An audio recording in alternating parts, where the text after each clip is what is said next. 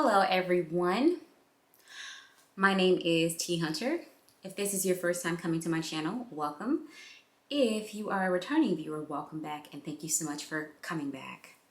So let's talk about burnout. Burnout is a real thing. It happens to everyone, whether you are a parent or you have no children, whether you are married or single, whether you work for corporate America or you are an entrepreneur, whether you are a pastor or you are simply another one of the members that enjoys the services from the pew, burnout is coming for you. So I believe it's super important to normalize it more than anything. Especially with me being a believer and also being a therapist, I think sometimes those are two areas where burnout can seem like a foreign concept, and it can lead to questioning, well, do I not have enough faith, or are my prayers not strong enough? If I'm noticing that I'm overwhelmed with things as it pertains to ministry, as it pertains to my faith, or even in, the profession of being a mental health specialist, does it mean that I am not cut out for this line of work if I'm noticing that I am overwhelmed, if I'm noticing that I am tired, if I'm noticing that I am affected by, the work that I'm doing? And I believe that it's quite the opposite. Sometimes we equate feeling overwhelmed, feeling tired, feeling overlooked, and feeling overworked as, well, I must be doing something wrong. I must not be walking in obedience. I must not be walking in my purpose, or this must not be the career field for me, when you're starting to notice that burnout is setting in. And I would beg to differ. As I said, burnout happens to everyone. So regardless of what profession you're in, regardless of your personality, so even the people that look like they have it all together, they can definitely face it. It's a matter of prioritizing your mental health so that burnout doesn't take over and consume you to the point that you can't bounce back. Okay, so normalize it, don't trivialize it. Burnout, be strategic when you're addressing it. I'm just going to use the example of the common cold. I'm the type of person where this is not the smartest approach, but I could wake up, feel like, a little bit of scratchiness in my throat, or notice that I have a little bit of congestion in my nose. And I'm thinking, well, I can power through that, so I'm fine. Instead of, let me make sure that I'm drinking even more water today, or let me make sure that maybe I throw in a glass of orange juice at some point with one of my meals. Or even better, let me take some Dayquil, or let me take some Alka-Seltzer, some type of medication to help me ward off whatever is trying to settle in as far as the common cold symptoms. No. In the past, what I used to do was just try to power through stuff. And then by day 3, now I'm having to take medication, but I'm feeling worse than I was on day 1.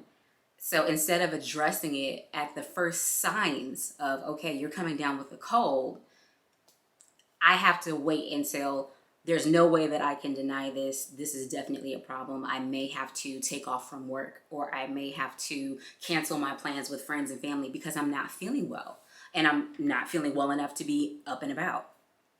So burnout, I believe, is the same way. Whatever your warning signs are, as soon as you start to see them, be very strategic. Maybe that means, okay, you're not going to work as long of a day today because you're already noticing, all right, that you're really feeling tired, or that the drive that you normally have is just not there. It's lacking. It could be lacking a little bit. Like, you don't have to be on a completely empty tank. You could be noticing, all right, I'm at half tank. And so what that looks like for me is maybe I'm not paying as close attention to, the projects that I say are my passion projects, whatever they may be. So paying attention to those warning signs, like maybe it's less attention to detail. Maybe it's, a lack of patience. Maybe it's you can find everything wrong with the situation because you are burning out slowly but surely. So before you get to fumes, before your tank is completely on empty, start making strategies. Like, okay, this weekend, I'm not going to do any work. I'm going to make plans to hang out with family, or I'm going to go to my happy place, whatever that is. For some of you, that could be the beach. It could be taking like, a light little shopping trip to one of your favorite plazas. It could be going to your favorite restaurant and having a really nice meal, whether it be by yourself or be with friends, family, spouse, whatever your situation may be.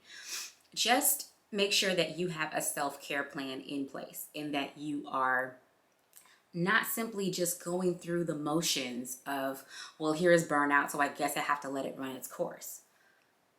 No, you don't have to do that. You don't have to let burnout consume you to the point of, okay, this is just the cycle that I go through. When burnout comes, I'm just going to be out of commission and off the grid for however many hours, days, weeks, what have you.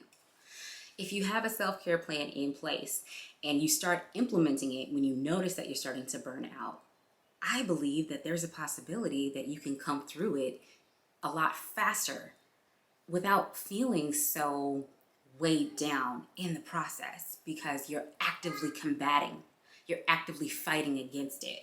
So instead of, oh, I'm just going to ignore it and pretend it's not here, accept it. Okay, burnout is here, and here is the plan that I have to tackle it so that it doesn't take me out. Last but not least, you are not weak for prioritizing your rest. There is nothing wrong with your faith if you need to take a day off, a Sunday off, if you need to take a week off from praise team rehearsal, Bible study, what have you. And instead of making it an isolation thing, like, you can also reach out to people whom you trust and you can rely on in your support network to let them know, like, hey, I'm not doing the best. I'm starting to feel burned out. I'm starting to feel overwhelmed. Can you pray for me? Can you check on me? Can you send me a text, or can you call me, however many times you need? Like, schedule that, because it's so easy to feel like you are the only person going through something when you're not talking to other people about what you're going through. And like I said, with people that you trust and you can rely on, you don't necessarily have to go into full detail as far as what your overwhelm, what your burnout looks like. But with people that you trust, you can say, hey, it's not the best week, can you check on me, or just pray for me, going through some things, but I'm definitely going to come out victorious at the end. But there's nothing wrong at all with prioritizing your rest. There's nothing wrong with taking a nap. There's nothing wrong with taking a mental health day from work if you need to.